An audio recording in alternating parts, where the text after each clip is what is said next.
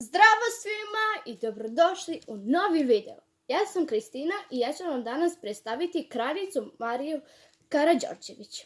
Ovako, ja sam rumunska princeza. Moja prabaka bila je slavna engleska kraljica Viktorija.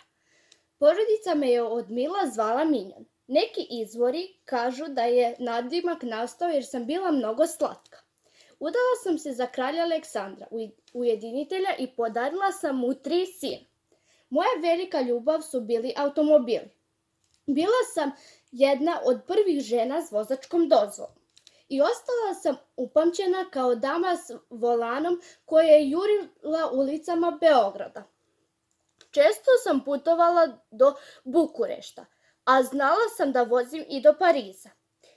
Bila sam skromna, elegantna, obrazovana, kulturna, humana i govorila sam nekoliko stranih jezika. Bila sam aktivna u dobrotvornoj organizaciji Kolo srpskih sestara, a vrednim siromašnim đacima pomogla sam da nastave školovanje. Pomogla sam gradnju dečije klinike u Tiršovoj ulici i instituta za onokologiju. Tokom Drugog svjetskog rata izbegla sam u Englesku.